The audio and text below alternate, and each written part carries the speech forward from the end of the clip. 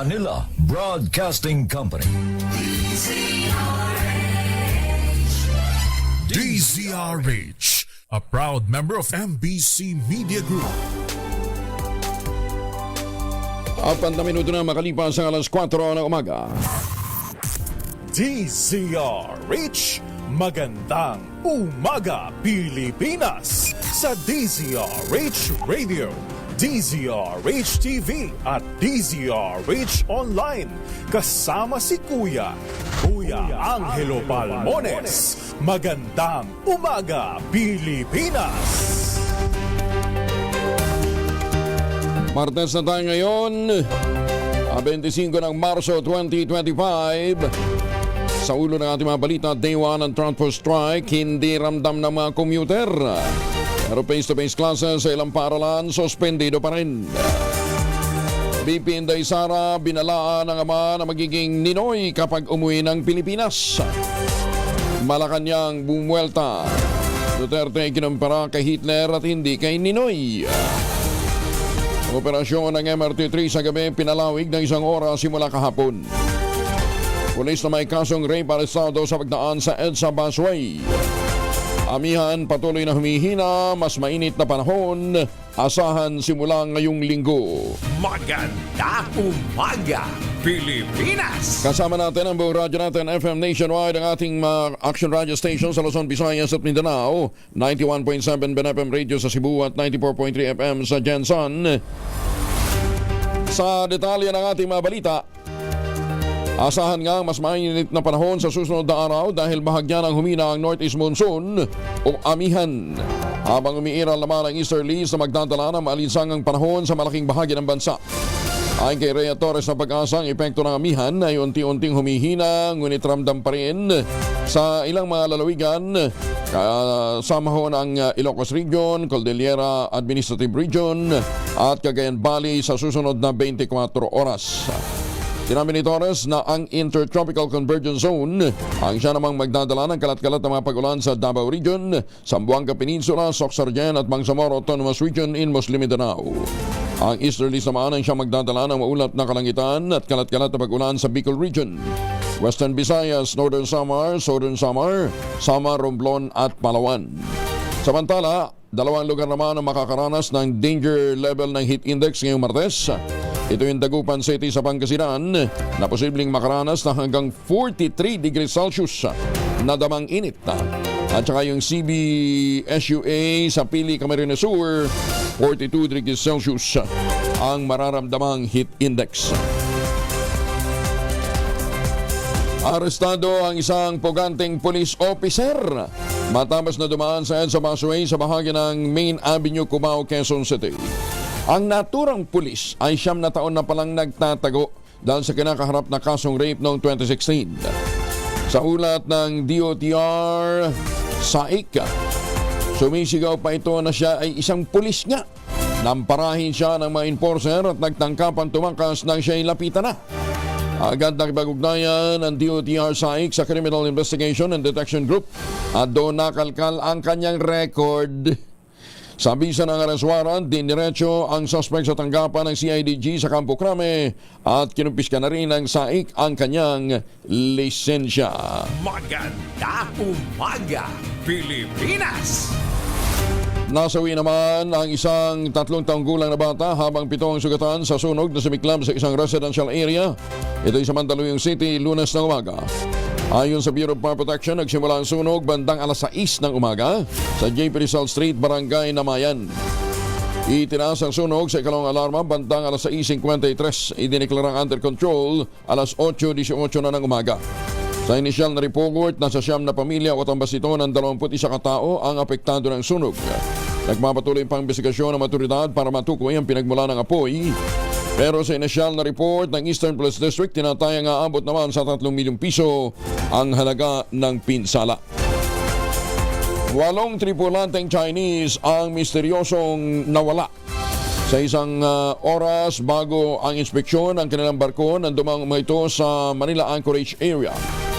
Batay sa report ng Philippine Coast Guard, walang natagpo ang Chinese ang mga tauhan ng PCG nang mag-inspeksyon sila sa MB Haugan 98. Yan man nakasaad sa kanilang logbook na may 8 Chinese national na sakay ang naturang barko. Itinanggi rin ng vessel master ang presensya ng mga Chinese bagamat taliwas ito sa mga ebidensyang nakita ng Philippine Coast Guard sa loob ng barko. Bunsod nito plano ng Department of Labor and Employment na maipatawag ang naturang shipping company na may hawak ng naturang barko. Iginit naman ni Defense Secretary Gilbert Chodoro na patunay ng pagkakaresto ng 3 Pilipino sa China na hindi mapagkakatiwalaan ng gobyerno ng naturang bansa. Unang ibinunyag ng provincial government ng Palawan na 2 residente nito ang lumahok sa Hainan Government Scholarship Program, ngunit hinuli. Inakusahan sila bilang mga espiya. Kasunod nito, kinumpirma ng Department of Foreign Affairs na 3 Pilipino nga ang kasalukuyang nakakulong sa China, ngunit hindi na idinitalye pa ang kaso. Ayon kay Chodoro, malayo ang kaso sa mga nahuhuling Chinese sa Pilipinas dahil may malinaw na ebidensya laban sa kanila, kabilang ang paniniktik at paggamit ng iba pang mga kagamitan na may kinalaman sa pananiktik at iba pang krimen. It's also a lesson that China is not a country. The government, the people who control the government there are not people who you can rely on to approach legal processes fairly. Samantala, inatasan naman ng Philippine Amusement and Gaming Corporation of PAGCOR ang isa sa license nito na i-pull out ang advertising sponsorship sa isang online TV program na nagtatagpok ng mga babaeng walang bra upang matiyak ang integridad ng local gaming industry. Ayon kay Attorney Jeremy Luglog, PAGCOR Assistant Vice President for Electronic Gaming and Licensing Department, kaagad nilang tinawagan ang concerned licensee matapos ipaalam sa PAGCOR ang isang online podcast tungkol sa sponsorship sa kontrobersyal na TV show na pinangungunahan ng isang sikat na aktor. Sinabi ni Luglog na hindi nila kukonsentihin ang katulad na advertisement ng sinumang licensee na ang show ay nakatuon sa sex. Nilinaw din ang opisyal na hindi pagmamayari ng licensee ang nasabing sex-oriented show na nagtatampok ng halos subad ng mga babae tulad ng ipinapakita sa online podcast at ang nasabing licensee ay isang Pilipino, hindi isang dayuhan tulad ng napapabalita. Itinanggi rin ni Atty. Luglog ang pahayag na maraming kabataang nalululong sa pagsusugal dahil sa mga adult lamang ang may access sa gaming sites, gayon din sa electronic wallets na ginagamit sa pagtaya. Bagong balita, bagong impormasyon. Kasama si Kuya Angelo Palmones. Magandang umaga, Pilipinas! Hindi ganong naramdaman ang epekto ng unang araw ng tigil pasada sa Metro Manila. Ito naman ay pinahayag ng Malacanang kaugnay ng 3 araw na transport strike laban sa PUB Modernization Program. Ayon sa Palace Press Officer na si Attorney Claire Castro, hindi gaanong apektado ang mga commuter lalo pa at nakapaghanda naman ang gobyerno upang hindi makompromiso ang biyahe ng mga mananakay. Bago ang unang araw ng tigil pasada, inihanda na ng MMDA ang libreng sakay, nagdagdag din ng mga bus at EDSA carousel at nabago ng mga tren ang MRT at LRT alinsunod sa utos ng DOTR. May abiso pa rin sa mga estudyante at mga magulang. Ilang paaralan pa rin ang kansilado ang face-to-face classes at online learning ang magiging modelo ng pagpasok ngayong araw. Hanggang Miyerkules na yan dahil pa rin sa transport strike, base na rin sa naunang anunsyo ng mga eskwelahan.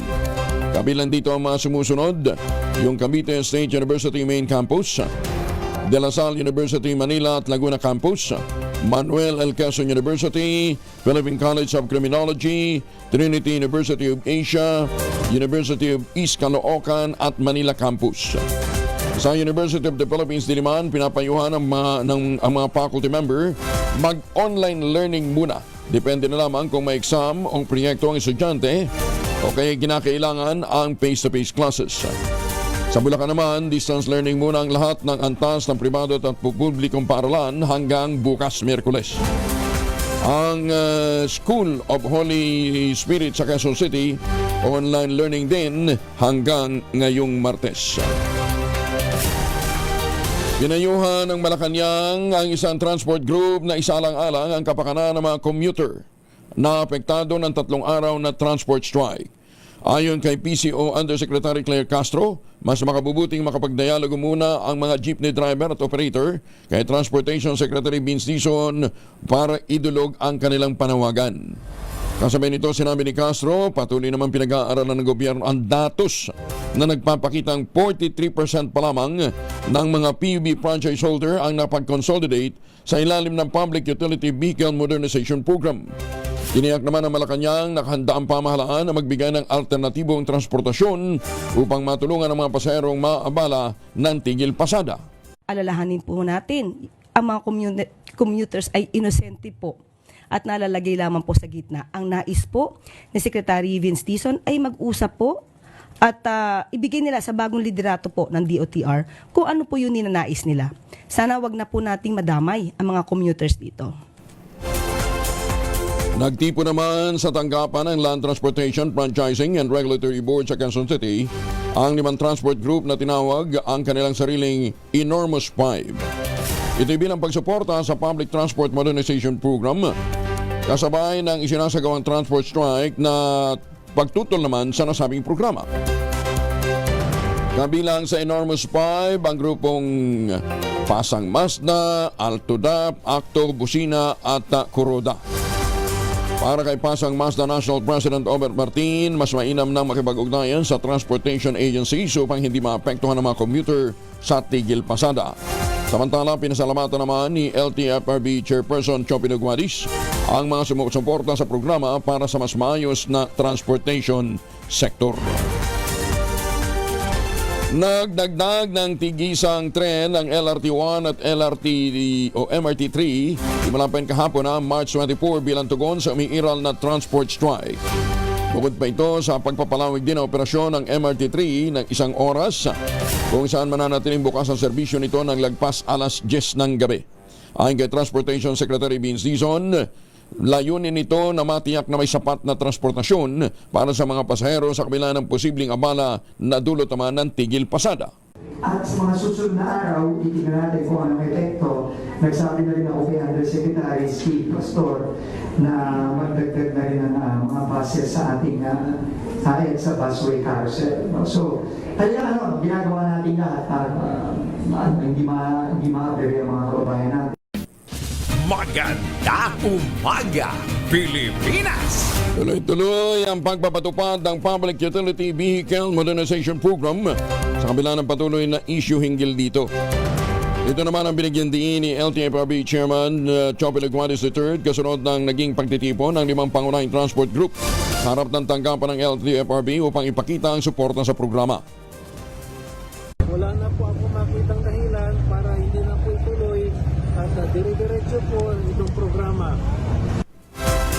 Para naman kay Pasang Mazda President Robert Martin, matagal na nilang tinanggap ang modernization at hindi na maaaring umatras pa dahil mas maraming operator at driver na ang sumasailalim sa proseso ng consolidation.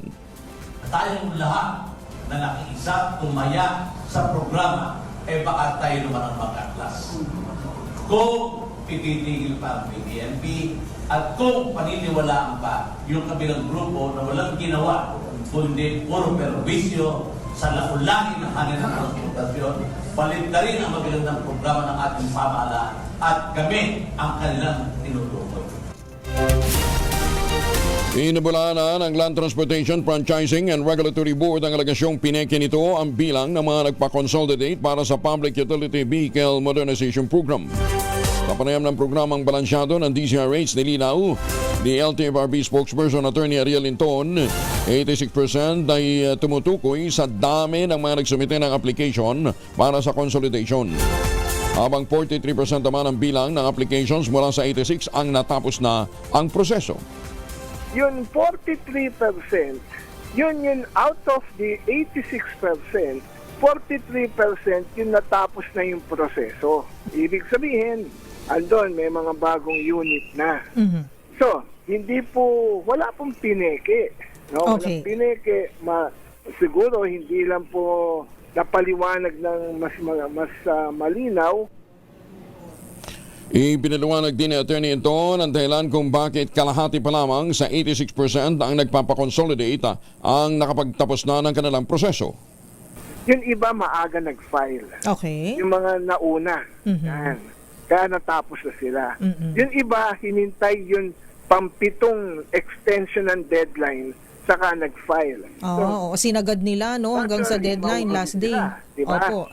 Pero meron pang ibang factors na nakita ko na kinakailangan. Siguro yun yung mga bagay na maaring i-improve. No? For instance, yung financial aspect ng proyekto, yung programa. Diba? Suportado rin ng LTFRB ang masusing pagsusuri sa Public Transport Modernization Program bago gumawa ng anumang desisyon. Papanayan pa rin ang programang balansyado, sinabi ni LTFRB spokesperson Attorney Ariel Linton, dapat mabigyan ng pagkakataon si Transportation Secretary Vince Dizon na makita ang lahat ng detalye ng programa upang magkaroon ng malinaw na direksyon sa pagpapatupad nito. Kaya nga po, bigyan natin ng pagkakataon ang butihing Secretary Vince Dizon na maano niya with a holistic approach. Makita niya yung buong programa. And I doubt kung magiging unfair siya. He is a fair man. No? Pata siya dito. Hindi po ilalagay yan ng Pangulong Marcos kung mahina yan. No? Alam niya po gagawin niya dyan.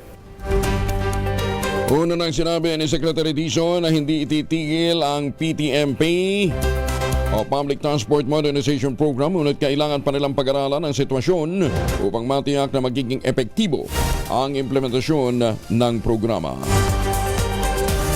Sa kabila naman ng Pogo pa, nananatiling matatag ang gaming industry ng ating bansa. Sa katunayan, sinabi ni PAGCOR Chairman at CEO Altenco, tumaas ng 410 billion ang gross gaming revenue ng bansa noong 2024. Ayon kay Tenco, sa kabila ng pagbabawal sa Pogo, sumipa ng 25% ang GGR noong 2024 mula 329 billion. Sa pag-exit umano ng offshore gaming, sinabi ni Tenco na kinikilala ngayon ng PAGCOR ang hinaharap ng Philippine gaming industry na magiging technology-driven. Ito ang yan dahilan kung bakit nagpapatuloy ang PAGCOR sa paghihigpit at pag-aayos ng electronic gaming habang tinitiyak ang mahigpit na pangangasiwa upang malabanan ang mga iligal na mga operator. 21 na makalipas ang alas 4 ng umaga. Oy mga misis, amoy araw ba si Mr. pag-uwi galing ng trabaho? May dalyan sa germ sa katawan nila para labanan ang may araw tumoy pawis. Gumamit ng Shield Bath Soap regularly. Unbeatable ang Shield sa paglaban sa germs versus another brand by Shea Butter. Pampalambot yan ang kutis sa presyong abot kaya $12.50 SRP. Kaya naman recommended ito ng Philippine Nurses Association. Kaya mga misis ay challenge yun, subukan ng Shield Bath Soap. Galit sa sakit, may malasakit, sulit na sulit. Mahiwagang tunog. At habang kayo nga po ay naliligo gamit ang Shield Bath Soap, naku marami-raming Shield Bath Soap mabibili nyo ho rito. 34,000 na ang naghihintay na premyo sa mahiwagang tunog. Ayan, 34,000 ho yung halaga yung tunog na yan. Ala na munang clue. Basta yung mga clue na naibigay natin, standing ho yun. At nakuha na. Item number 1, item number 2, prinsipyo ng P6, hindi pa rin sila nagpapanagpo. Ang inyo pong mga sagot, ipapadala po ninyo sa 0919-282-6485. Ulitin natin ha.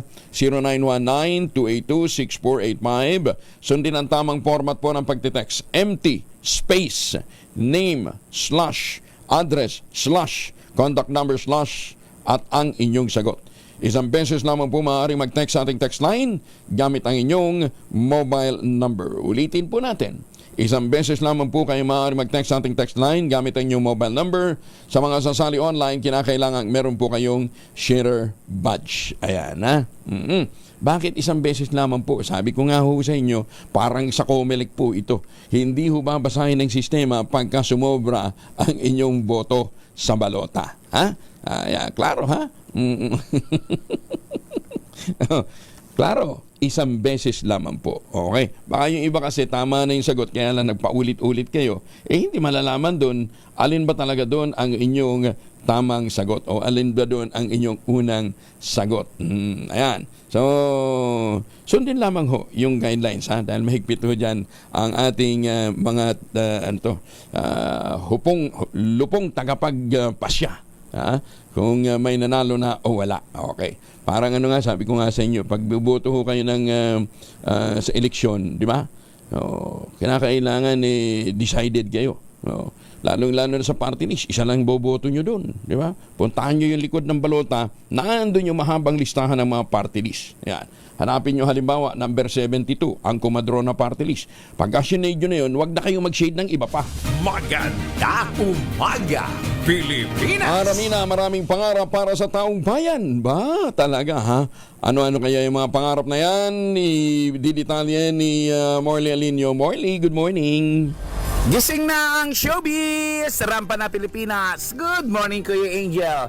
Nagkaroon ako ng chance na makausap si Ara Mina at ang isa sa mga pinag-usapan namin ay ang kanyang mga plano para sa kanyang mga kababayan. Actually, si Ara ay tumatakbo ngayon sa Pasig City na councilor para sa 2nd District. Well, ayon kay Ara, gusto niyang magkaroon ng livelihood para sa mga kabataan at sa mga ginang. Bukod pa rito, mas gusto daw niya focus ng atensyon sa mga kababayan nating may sakit, partikular na yung mga matatanda. Tutulong din daw siya sa mga kabataang nais makapag-aral at doon sa mga bata din na nasa lansangan. Well, ayon kay Ara, marami talagang plano siya. Sana nga daw ay manalo siya dahil mas bibigyan niya ng prioridad ang kanyang pagsisirbisyo kaysa kanyang pagiging artista. Iyan ang ating DCRH Showbiz Hatas News. Ako po ang inyong RH47, Morley Alinio para sa DCRH, una sa Pilipinas, una sa Pilipino. Babu! Maraming salamat, Morley Alinio. Dinala naman ni Senator Ramon Bong Revilla ang kanyang kampanya sa puso ng lungsod ng Pasig. Pinangunahan nito ang isang motorcade na nagbigay ng sigla sa lansangan, umani na masiglang pagsalubong mula sa mga tao, lalo pang nagpasaya sa okasyon ang presensya ng aktres na si Ara Mina nga. Ang kanyang dating leading lady sa pelikulang Alias Pogi. Ang pagbabalik na sumama nga sa kanya sa pakikisalamuha sa mga Pasigenyo. Sinimula ng motorcade sa pamilihang bayan ng Pasig kung saan naglaan ng oras si Senator Bong. Makasalamuha lamang ang mga tao bago dumaan sa mataong kalsada ng lungsod. Kabawat kalyang daanan na mainit ang pagsalubong ng mga Pasigenyo sa aktor lawmaker sa nasabik na kumakaway at bumabati sa kanya. Kilala si Senator Bong hindi lamang sa kanyang mga aksyong pelikula, kundi pati na rin sa kanyang matibay na advokasya para sa programang panlipunan. Ginamit niya ang pagkakataong ito upang ipahayag din ang kanyang patuloy na pagsuporta sa pangangailangan ng mga ordinaryong Pilipino. Ayon kay Senator Bong, alam niyang hindi madali ang buhay ngayon, kaya sa Senado lagi niyang inuuna ang mga batas na may silbi para sa tao at direktang magbibigay ng benepisyo sa mga mamamayan. Apat na Chinese national inaresto naman sa Cotabato Province. Detalye ng balita mula kay Jun Di Makutak, Aris 19. Assalamualaikum, Brother Jun. Alaikum Kuyang Angel. Nilusob ng Bureau of Immigration, NBI 12, PDEA 12, PNP Mlang MPS at Joint Task Force Central ang kinaroroonan ng mga Chinese national sa isang Alpha Household Miscellaneous Chemical Products Manufacturing sa Barangay Nueva Vida, Mlang, Cotabato Province. At sa investigasyon, na-discovering walang mga visa ang apat at walang naipakita ng anumang legal na papeles sa kanilang pagtatrabaho at pananatili sa bansa. Ang pagka-arestong ito ng apat na Chinese nationals ay sa umagitan ng malakas na collaboration ng mga law enforcement agencies na protektahan ang Filipino community sa ganitong uri ng mga banyagang naghahari-harian umano sa lupain ng mga Pilipino. Pinapurihan naman ni 6ID and JTF Central Commander Major General Donald Gumira ng accomplishment na ito. Tinitiyak nito sa anumang laban ay nakahanda umano ang crucial role ng military sa pagsuporta sa mga law enforcement operations. Ang mga inarestong Chinese nationals ay nasa kustodiya ng Bureau of Immigration at inasahan ng mga taga-barangay Nueva Vida na mapatalsik sa bansa at masampahan pa ng kaso dahil sa mga paglabag na mga ito sa batas ng Republika ng Pilipinas. Mula sa Central Mindanao, RH19, Jun Di Makutak, DCRH, una sa Pilipinas, una sa Pilipino. Sokran, Jun. Maganda umaga, Pilipinas! Oy mga mamis, laundry day today ha. Pwede ho kayong maglaba. Kunot no ka ba kapag makapit, madikit at malupit ang mancha? All you need is Pride. Magpapahirapan ang Selkin sa Pride, easy at worry-free naman ang laundry. Sa triple stain away formula, tanggal ang matitinding mancha. Based on test sa chocolate mud and sebon and cotton, gawa po ito ng ACS. 29 na makalipas po ang alas 4 ng umaga. Pamahalang lokal ng Manawag, Pangasinan, pinaghahandaan naman ang inaasahang pagdagsa ng maraming deboto sa Minor Basilica of Our Lady of Rosary sa Manawag para sa Semana Santa 2025. Detalye ng balita mula kay Freddy Pardo, Aris 38. Masantos sa kabasani, Chikamin sa ating mga kababayan sa Pangasinan, Freddy.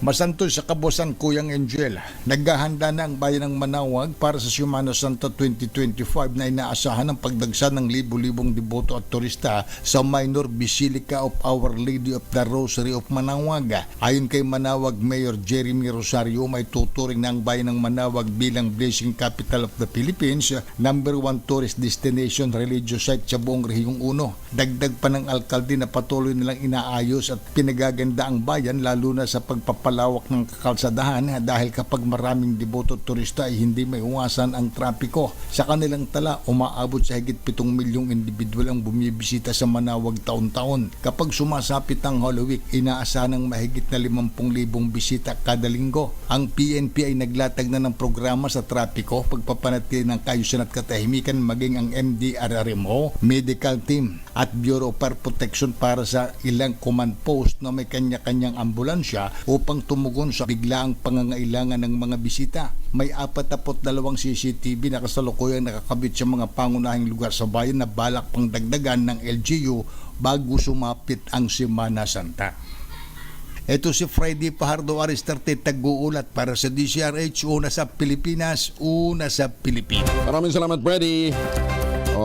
Hindi lang ho sa piyesta ng Our Lady of Manawag tayo dapat mag-ingat kundi sa araw-araw. Magbaon lagi ng proteksyon laban sa mikrobyo. May dalawang formulation ng family alcohol na pwede nating pagpilian. Yung family 70% ay isopropyl alcohol, specially prepared for clinics, hospital, pharmacies, laboratories, pero okay na okay din po yan sa mga households. Very effective sa disinfection at sterilization. Ganyan ang bagsik ng family, 70% ay isopropyl alcohol. Maghapon man natin gamitin, no problem. Hindi po manunuyo ang inyong mga kamay dahil meron po itong moisturizer. Yun namang mabangong family rubbing compound improved alcoholone. Ayun po yung mabangong isopropyl alcohol na ginagamit po ng mga masahista, mga barbero, mga doktor, mga nurse, mga kamadrona for sponge bathing and other cleansing purposes. Family rubbing alcohol parang DCRH subok na sa mahabang panahon. Mabibili sa namang butik at convenience stores nationwide. Family rubbing alcohol, hindi lang pampamilya, pang sports pa. Inilala naman sa 2024 Asia Pacific Tambuni Awards ang rainwater treatment facility ng SM City Baguio na ginagamit sa pagre-recycle ng tubig ulan. Itong pasilidad na ginagamit ng SM sa pagre-recycle ng tubig ulan na siya namang ginagamit para sa paglilinis ng pasilidad, pandilig ng halaman at iba pa. Sa ilalim ito ng kampanya ng SM Prime Holdings Incorporated na Water for Tomorrow tungo sa water conservation and management na nagsimula pa noong 1990. Patunay ang pagiging epektibo ng kampanya ay 7.2 million cubic meters ang natitipid nilang tubig sa pulpa noong 2023 nang simula ng SM ang nasabing proyekto. Walang masamang tinapay si Senator Amy Marcos sa kapatid niyang si Pangulong Bongbong Marcos sa hindi nito pagbanggit sa kanyang pangalan sa campaign rally ng Alyansa para sa Bagong Pilipinas. Ayon sa atin ang Pangulo, wala siyang sama ng loob at problema dahil nakatutok din naman siya sa investigasyon na pinamumunuan niyang Senate Committee on Foreign Relations kaugnay ng pag-aresto sa dating Pangulong Digong Duterte.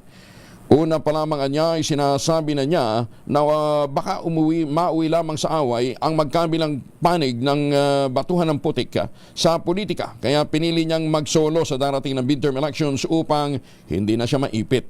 Sa Pandesal Forum sa Quezon City, sinabi ni Senator Amy, matagal na siyang nagtitiis at matagal na niyang hindi nakakausap ang Pangulo dahil sa dami ng mga humaharang.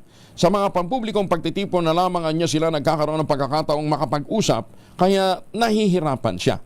Matatandang sinabi ni Senator Amy na maraming ahas ang nakapaligid sa palasyo ng Malacanang at dumarami pa ito ngayong Year of the Wooden Snake. Una na rin niyang pinagsabihan ang mga nang-aabuso sa kamaitan ng Pangulong Marcos. Huwag ito masyadong samantalahin dahil may hangganan din ang lahat. Ngayon, yung tungkol sa rally na hindi na ako binanggit, okay lang.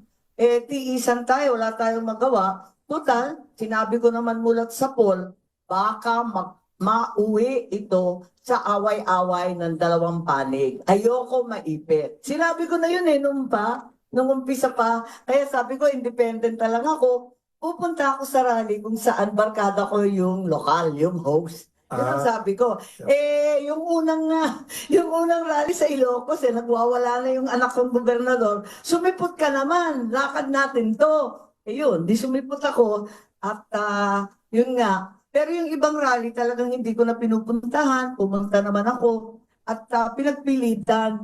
Matagal na rin yung tiis ko Sa totoo lang, nahihirapan ako. Hindi ko nakakausap ang aking kapatid, kundi sa publiko.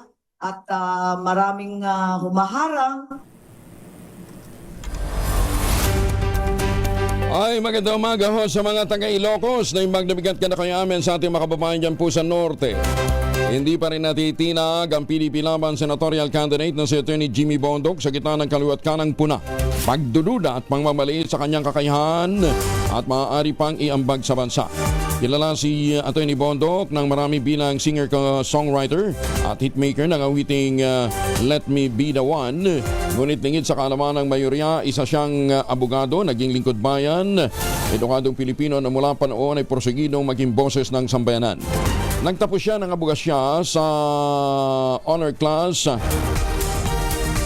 ng Ateneo de Manila University.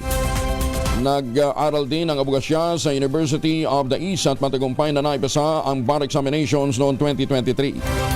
Si Atty. Bondoc ay naitalaga sa Philippine Amusement and Gaming Corporation bilang Assistant Vice President for Entertainment noong 2016 at naging Vice President din for Corporate Social Responsibility Group hanggang noong 2021. Nangangahulugan ito na hindi bagong salta si Atty. Bondoc sa serbisyo publiko at hindi rin siya umaasa sa bitbit na apelyido, kundi ang puhunan niyang puso, sipag, utak, tapang at malasakit.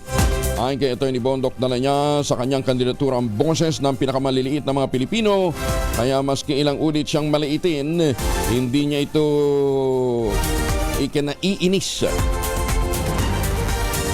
Hindi daw siya matitinag at magigiba. Cordillera PNP nakaneto naman ng 7.6 million pesos na laga ng illegal drugs sa isang linggong anti-drug operations. Detalye na balita mula kay Romy Gonzalez sa Arish 41. Naimbag na bigat, Romy. Humantong sa pagkakasamsam sa higit 7.6 na milyong pisong halaga ng illegal na droga at pagkakareso sa 6 na drug personality sa isang linggong anti-drug operations sa Cordillera.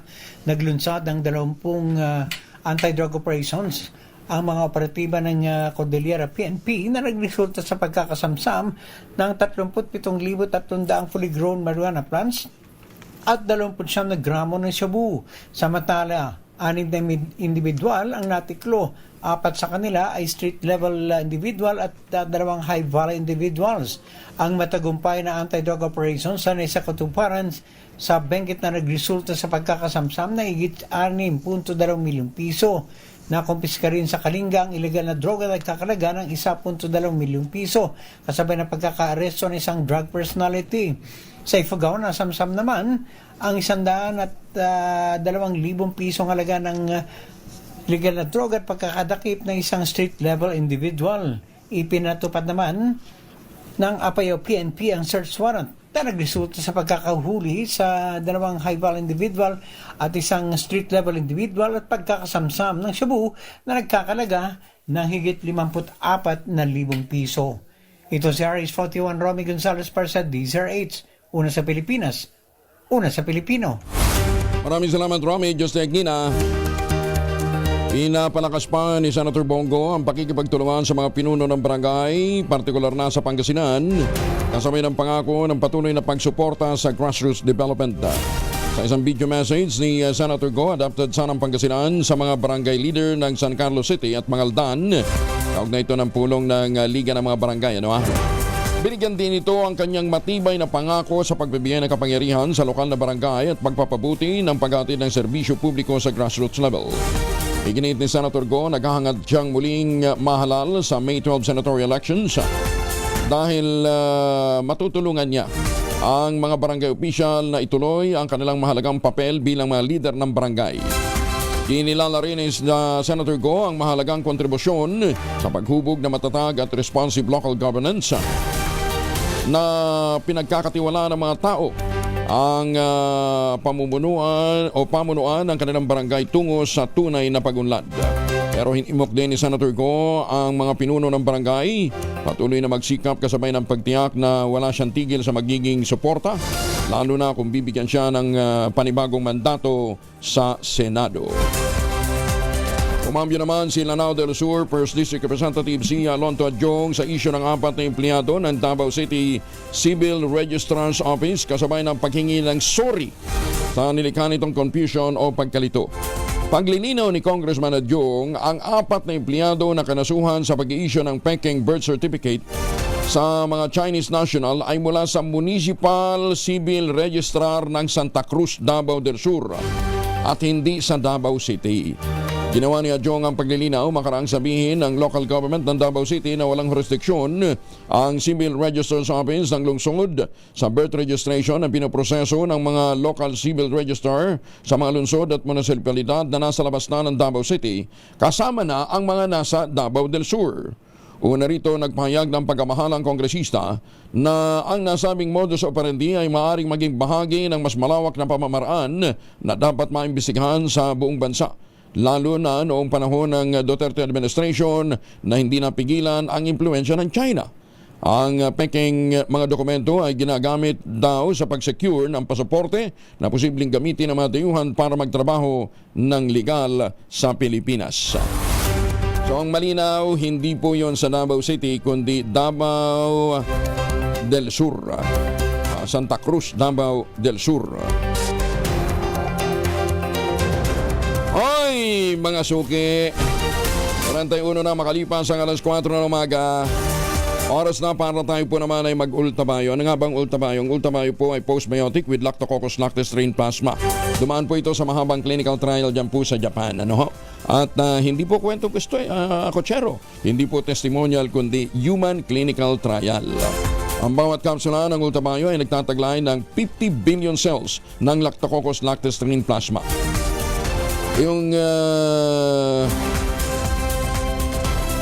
ang ginag-ambisya po nitong postbiotic, pagpasok po sa ating sistema, ina-activate po yung PDC, plasmacytoid dendritic cell. Yun po naman yung tinatawag na commander ng ating immune system at yan po ang nagtataboy ng mga toksin sa ating katawan habang tayo po ay natutulog. Nakakatulong po ang ultabayo para ma-achieve natin ang magandang tulog. Pagka magandang tulog, kahit na may dinaramdam ka sa nakalipas na ilang araw, patuloy kang magkakaroon ng sigla dahil nagpapanumbalik ang iyong immunity, nagkakaroon ka ng relax na pahinga. Kaya may panibago kang sigla para harapin ang mga hamon ng bukas. Para po sa mga may concerns, may mga katanungan pa, lalong-lalo na sa mga senior citizen dyan, ha? Mag-text naman po kayo sa 0917-110-6580. May mga medical experts po nakastambay dyan na sasagot sa inyo pong mga concerns. Ang ultabayo po ay ang kauna-unahang postbiotic food supplement na rehistrado sa Food and Drug Administration, halal certified. Available po ito sa Mercury Drug, Amesco Drug, Pasmed Pharmacy, John's Pharmacy at Curamed. Pero wag nating kalimutan, ang ultabayo po ay hindi gamot at hindi dapat gamitin panggamot sa anumang uri ng sakit. Maganda umaga, Pilipinas! Oy! Libre na sa value-added tax ang madayuang turista sa Pilipinas. Kasunod nito ng paglagda ng mga kaukulang ahensya ng gobyerno sa Implementing Rules and Regulation ng Republic Act 12079 o ang VAT Refund for Non-Resident Tourists. Layo ng nasabing batas sa palakasin ng turismo, hikayatin ng mga foreign tourists na gumasto sa bansa na magpapalago naman para sa ating ekonomiya. Sa ilalim ng implementing rules and regulation, ang mga non-resident tourists o mga foreign passport holder ay maaaring mag-apply para sa VAT refund sa kanilang mga produktong binili mula sa accredited stores na may halagang hindi bababa sa 3,000 pesos. Kailangan lamang magpresenta ang mga turista ng kanilang passport at electronic travel system issued QR code sa mga accredited stores sa pagbili ng mga produkto. At kailangang mailabas ng bansa ang mga produkto sa loob ng 60 araw mula sa petsa ng kanilang pagkabili. Kabilang sa mga produktong VAT-free ay ang mga retail at tangible goods gaya ng damit, gadget, alahas, accessory, souvenir, pagkain at iba pang mga produkto para sa personal use. Samantala, sa pag-verify naman, ilalagay ng mga tindahan ang detalye ng passport at purchase transaction ng foreign tourists sa BRS, kalakip ang pag-i-issue ng invoice na nagsasabing qualified sila sa refund dahil sila ay turista. Sa paliparan o daungan, ibabalidate ito at oras na maaprobahan, babayaran ng BRS operator ang foreign tourist via cash or electronic cash. Papatawa naman ng service fee ang turista para sa refund processing.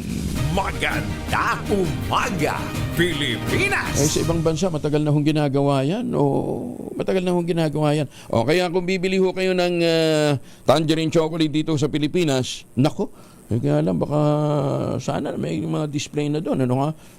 Malaman nga natin sa pamunuan ho ng tangerine chocolate kung meron na ho sila sa mga piyesta boutique. Kung saan namimili ho na yung nandun yung mga duty free shops. Ano nga ba itong tangerine chocolate? Ito po ay brand ng mga magniniyog ng mga magsasaka dyan po sa lalawigan ng Quezon.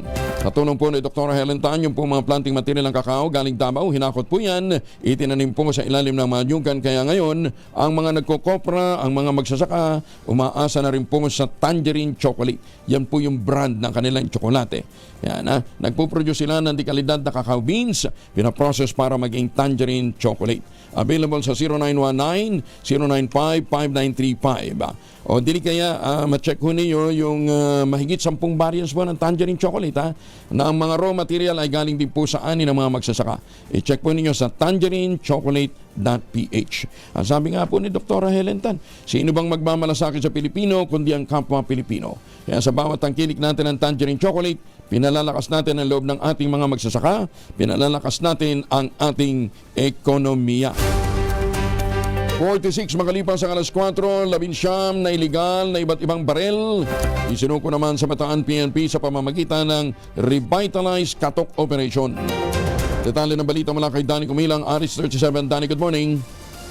Sa pinaigting na kampanya laban sa mga illegal na baril, matagumpay na naisagawa ng Bataan Police Provincial Office, PPO, ang Revitalize Katok Operation mula Marso 17 hanggang 23, 2025. Sa loob ng isang linggo, 19 na iba't ibang uri ng mga baril na may expired na rehistro ang voluntaryong isinuko ng mga may-ari para sa safekeeping. Ang Revitalize Katok Operation ay bahagi ng pambansang inisyatiba ng Philippine National Police PNP na naglalayong tiyakin na ang lahat ng armas ay may wastong pagpaparehistro at ang mga may-ari ay may pananagutan. Bukod sa pagsigurong sumunod ang mga gun owner sa batas, layunin din ng operasyong ito na mapanatili ang kapayapaan at kaayusan sa darating na halalan 2025. Ayon kay Police Colonel Palmer J. Tria, Provincial Director ng Bataan PNP, nagpapasalamat sila sa mga may-ari ng baril na nakikipagtulungan sa programa. Binigyan din niya na mahalaga ang mga ganitong inisyatiba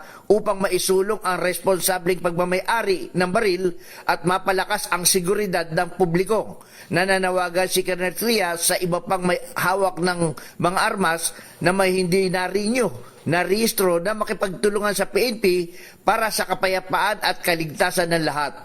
Danny Kumilang, RH37, DCRH, una sa Pilipinas, una sa Pilipino. Balita, bagong impormasyon, kasama si Kuyang Angelo Palmones. Magandang umaga, Pilipinas! 48 makalipas ang alas 4 na umaga, mariing pinabulaanan ni Senator Amy Marcos na anti-administration ang kinasanyang investigasyon sa Senado tungkol sa pag-aresto sa pagtangay sa dating Pangulong Rodrigo Duterte sa The Hague, Netherlands. Ayon sa atin ang Pangulong Bongbong Marcos, layunin lamang ng pagdinig na bigyan linaw ang mga katanungan ng sambayan ng Pilipino, lalong-lalo na sa mga taga-suporta ng dating Pangulo. Sinabi pa ni Senator Amy na siyang chairperson ng Senate Committee on Foreign Relations, hindi niya kontrolado ang mga sagot ng mga opisyal ng gobyerno na dumalo sa hearing gaya ni na PNP Chief Romel Marbil, Justice Secretary Boying Rimulya, DILG Secretary June Vic Rimulya at iba pang mga inimbitahang resource person. Idinian niya na trabaho lamang niyang magtanong dahil pananagutan niya sa taong bayan ang alamin ang buong katotohanan at protektahan din ang kanyang mga kapwa Pilipino. Una nang sinabi ni Senator Marcos na mandato ng mataas na kapulungan ng Kongreso tiyakin ang transparency, pananagutan at integridad ng mga institusyon ng pamahalaan. Binala naman ni Vice President Sara Duterte ang kanyang amang sinating Pangulong Digong sa posibilidad na matulad siya sa dating senador na si Benigno Ninoy Aquino Jr. kung uuwi siya ng Pilipinas. Itong binahagi ni BP Sara sa ginanap na meet and greet ng mga OFW sa The Hague, Netherlands. Yan man, kwento pa rin ni BP Inday, nais pa rin umuwi ng kanyang tatay. At handa itong tanggapin kung iyon ang kanyang magiging kapalaran basta't makauwi lamang siya sa bansa. Bago ganitang nabaril noong August 21, 1983, si dating Senador Ninoy Aquino sa tarmac ng Manila International Airport na kanyang ikinasawi. Pero mainit talaga yung pagtanggap ng mga Pilipino kay VP Inday dun sa sa The Hague. Kinestyo naman ng Malacanang si Vice President Sara Duterte sa pagkumpara niya sa amang sinating Pangulong Rodrigo Duterte kay dating Senador Ninoy Aquino. Ayon kay Presidential Communication Officer Undersecretary Claire Castro, hindi maaaring kumpara ang dating Pangulong Duterte sa yumaong senador dahil napakalayo nito sa kanya. Iginit ni Castro, hindi nagkaroon ng anumang record ng mass murder o crimes against humanity ang dating senador kung ikukumpara ito kay Mayor Digong. Sinabi pa ni Castro, mismong ang dating Pangulo din ang naghambing sa kanyang sarili sa Nazi Germany dictator na si Adolf Hitler. Paalala nito na noong 2016 may kontrobersyal na pahayag nga ang dating Pangulo kung saan nilinintulad nito ang kanyang sarili kay Hitler na pumatay ng 3 milyong Hudyo. Reaksyon ito ng palasyo sa pagbibigay ng babala ni BP Inday sa kanyang ama na posibleng anyang mamatay din siya sa tarmac nang naiya sa oras na bumalik siya ng bansa. Muling nanawagan ng Malacanang sa mga Pilipino, partikular na sa mga taga-suporta ng dating Pangulong Digong na maging kalmado sa gitna ng kasong kinakaharap ng dating Pangulo sa International Criminal Court.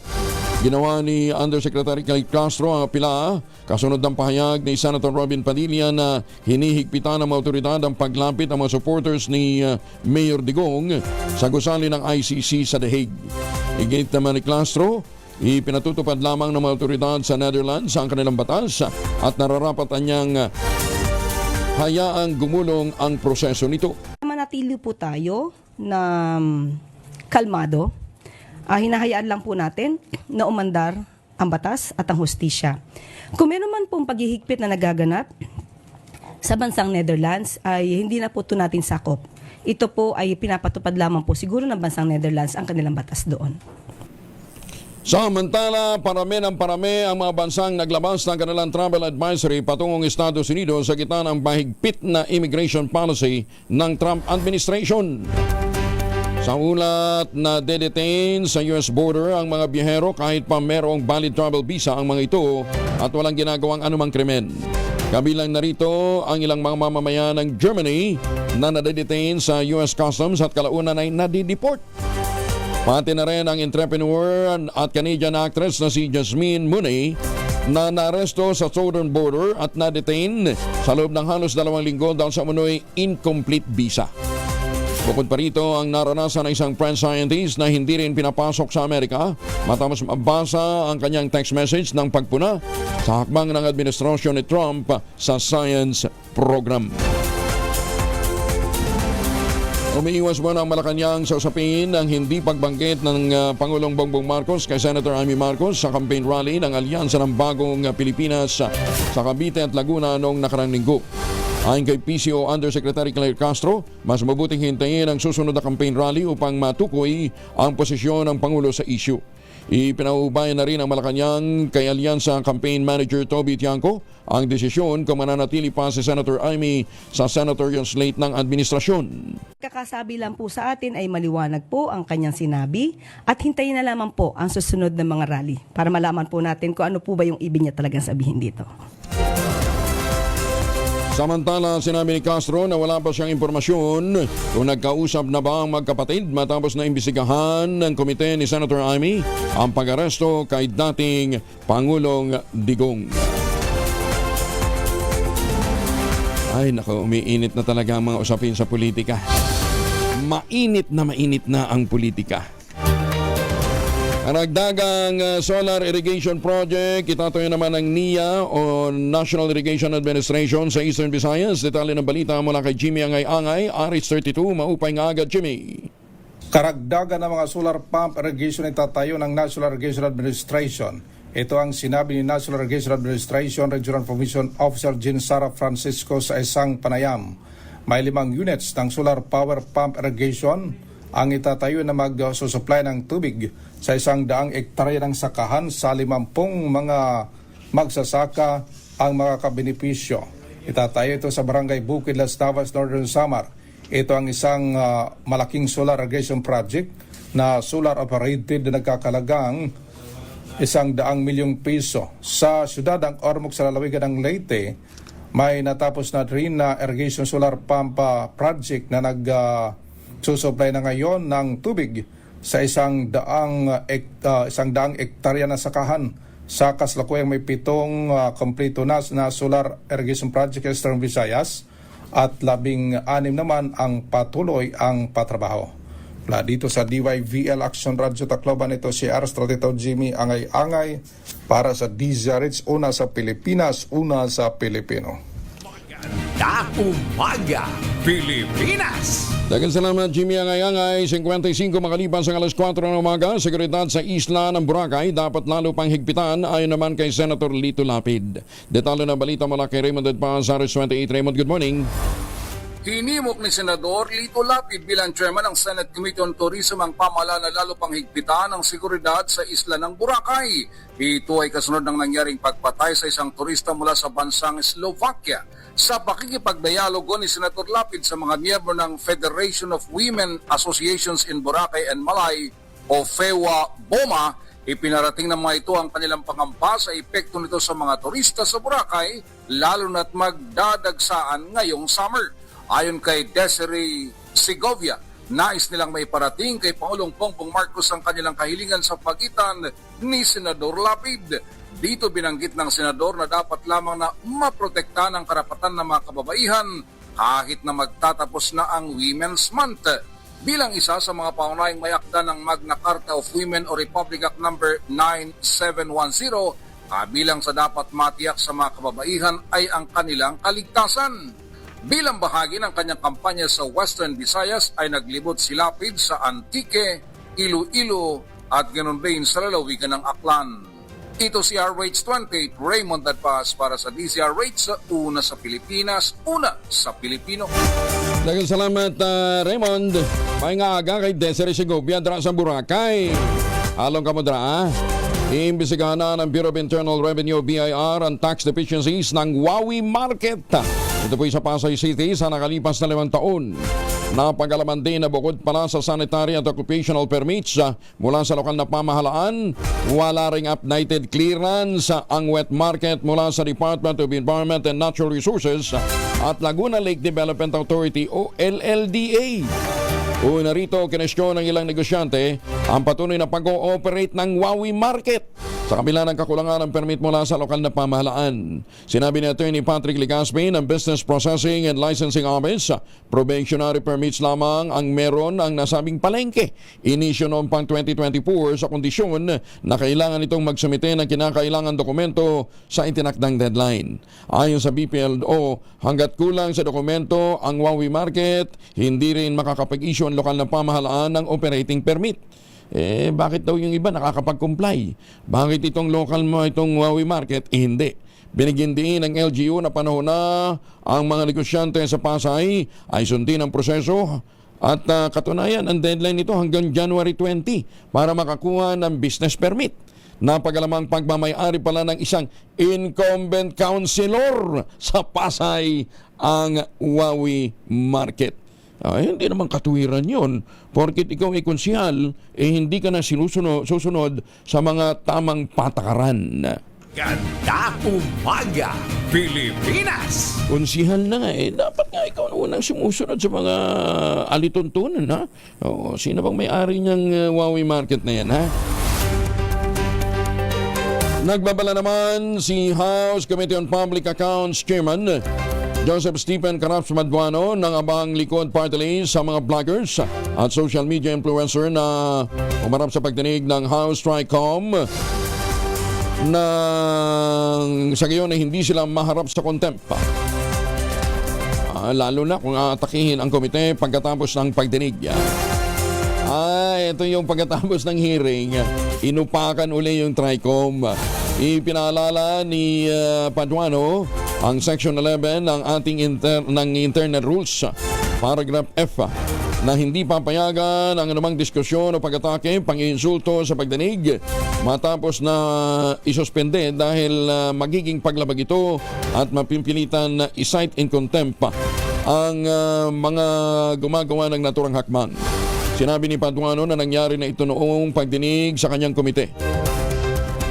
Ayon kay Congressman Paduano, nagawa niya ito sa isang black timer mula sa Cagayan, Bombo Radio Cagayan, na cite in contempt dahil sa pagkatapos ng hearing, inatake nito ang resulta ng pagdinig ng komite. Ang Joint Committee ng Kamara na binubuo ng Committee on Public Information, Public Order and Safety, Information and Communication Technology ay nakatakdang ipagpatuloy ang pagdinig sa April 8 bagamat maaari pa itong baguhin.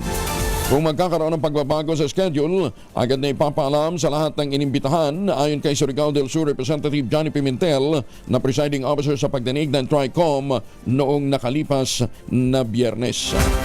Doon daw sa mga naimbitahan, kabilang na yun sa mga pinangalanan na ayun dating NTF LCAC spokesperson na si Lorraine Badoy, ang vlogger na si Jeffrey K. Eric Celis at vlogger na si Alan Troy Rogando Sasot. Hindi daw sila basta-basta pwedeng maglabas ng mga negatibong komento kaugnay ng naturang pagdinig.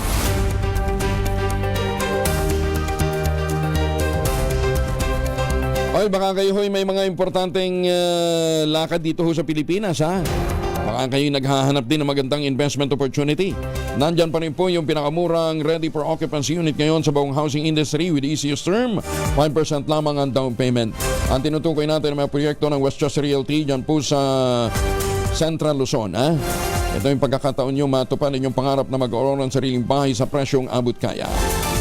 Ang tinutukoy dito ay si Vera Bacolor, si Vera Mabalacat, Samira at saka si Vera Prestige.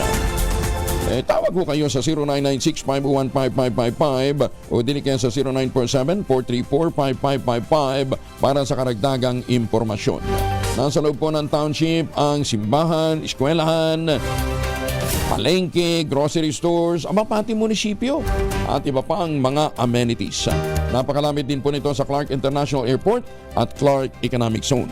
Ito pa rin ang pangarap na magkaroon ng sariling bahay sa presyong abot kaya. Maganda umaga, Pilipinas! 502.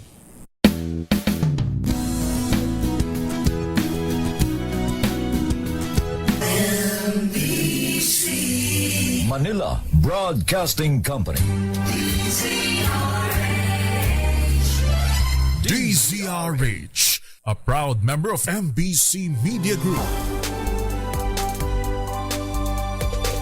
Bagong balita, bagong impormasyon. Kasama si Kuyang Angelo Palmones. Magandang umaga, Pilipinas!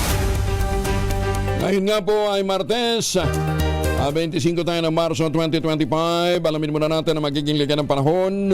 Kasama na natin si Rhea Torres mula sa Pag-asa. Ma'am Rhea, good morning.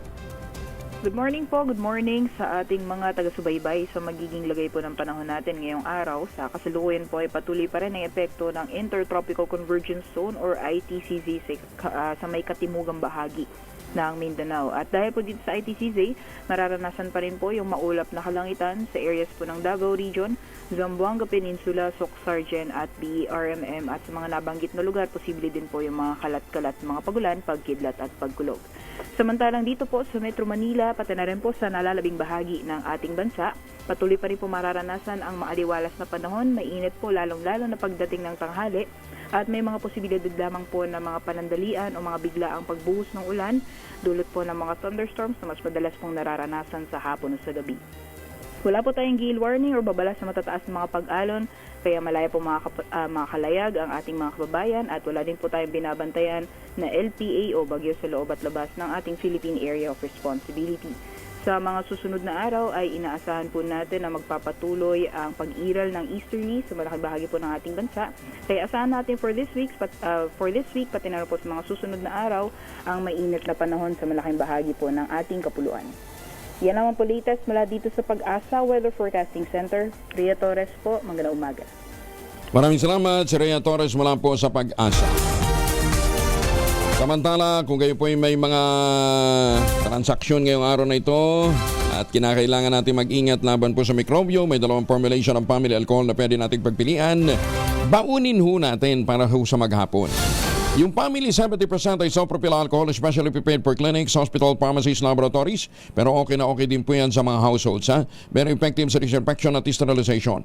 Ganyan ang bagsik ng family, 70% ay isopropyl alcohol. Maghapon man natin gamitin, no problem. Hindi po manuno yung ating mga kamay dahil meron po itong moisturizer. Yun namang mabangong family rubbing compound improvement cologne. Ayun po yung mabangong isopropyl alcohol na ginagamit po ng mga masahista, mga barbero, mga doktor, mga nurse, mga komedrona for sponge, bathing, and other cleansing purposes. Family rubbing alcohol para DCRH subok na sa mahabang panahon, mabibili sa namang butik at convenience stores nationwide. Family rubbing alcohol, hindi lang pampamilya, pang sports pa. Umaga, Pilipinas! Mas binalakas ng National Bureau of Investigation ang kakayahan nitong mag-imbestiga ng criminal offenses sa pamamagitan ng pag-hire o pagkuha ng nasa 44 na bagong agents, karamihan sa kanila ay mga abogado at mga IT experts. Ayon kay NBI Director Jaime Santiago, ilalagay ang mga bagong agents sa iba't ibang unit tulad ng cybercrime, technical intelligence at forensic examination. Iginit ni Santiago, mahalagang papel ng IT experts sa pagsugpo sa cybercrimes, lalong-lalo na sa mga vlogger na nagpapakalat ng fake news, ng mga bias news. Bias news, ayan ha. Kabilang anya sa mga iimbestigahan ngayon ng NBI, katuwang ang DICT at NTC, ay ang nasa 20 vloggers na sangkot umano sa pagpapakalat ng maling impormasyon sa social media. Umani naman ang batikos mula sa Health Advocacy Group ang larawan ni Health Secretary Ted Herbosa kasama ang mga executive ng kilalang brand ng sigarilyo. Ito ay matapos makita si Secretary Herbosa kasama sina Social Welfare Secretary Rex Gatchalian at First Lady Lisa Araneta Marcos sa isang larawan kasama ang Philip Morris Fortune Tobacco Corporation nang mag-donate ang kumpanya ng mobile clinics para sa Love for All Caravan. Ayon sa Southeast Asia Tobacco Control Alliance o SIATCA, nilabag ni Herbosa ang Department of Health at Civil Service Commission Joint Circular na naghihigpit sa anumang government officials na makipag-ugnayan sa industriya ng tobacco. Sa isang pahayag, sinabi ni SIATCA Executive Director Ulysses Doroteo, masahol pa sa kaipokritohan ng tobacco industry ang kawalan ng integridad ng kalihim ng kalusugan ng dumalo ito sa nasabing event at gumiti pa ang sa grupo to. Sa ilalim kasi ng CSC-DOH Joint Circular 2010-01, bawal sa isang opisyal ng gobyerno na tumanggap ng donasyon mula sa nasabing industriya. Dahil dito iginiit ni Doroteo, questionable na ang kredibilidad ni Secretary Herbosa na magsilbi bilang Pangulo ng World Health Assembly na gaganapin naman sa Geneva, Switzerland sa Mayo. Magandang umaga, Pilipinas! Ilang araw na lang ba bago mag-eleksyon? 48 days? O basta mga ganun yata ang bilang. Kasama na natin si Comelec Chairman George Garcia. Chairman, good morning! Good umaga po, Sir Angel. Sa mga kababayan natin, magandang umaga rin po. Uy, pero di ba ang kampanya ng lokal sa 28 pa? Tama po kayo, Sir Angel. Yan po ay 45 araw bago ang eleksyon sa Mayo 12. Nagkalat na yung mga campaign material. Kaliwat kanan na yung mga campaign material ng mga lokal na merong, okay lang ba kahit may nakalagay na iboto or elect? Actually po, Sir Angel, yan yung loophole ngayon. Yan yung tinatawag natin na gray area sapagkat siyempre kahit nakasuhan natin yung mga yan, ang sasabihin hindi pa sila kandidato.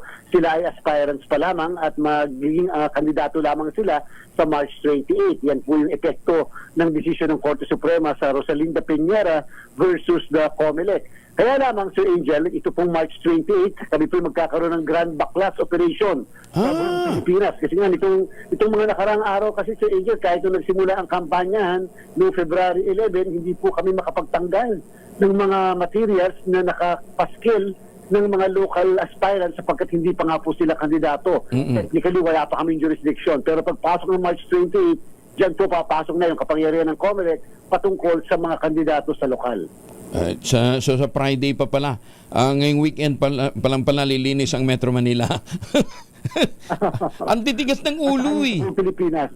Opo, kaya nga po, Sir Angel, ang aking pakiusap din sa mga may-ari ng properties, yung mga pribado may-ari, bagamat sinabi ng Korte Suprema, hindi namin pwedeng galawin yung mga nasa pribadong ari-arian, pero siyempre nasa may-ari yan ng property na kung papayagan nila yung pagkalalaki. Ang pakiusap natin, di ba kape, pwede naman na kung sakaling maglalagay sa kanilang mga properties, yung mga 2x2 din yung size. Kung ano yung pinapayagan ng batas, dapat yun din lang ang payagan nila sa pribadong pagmamay-ari po nila. Ayun.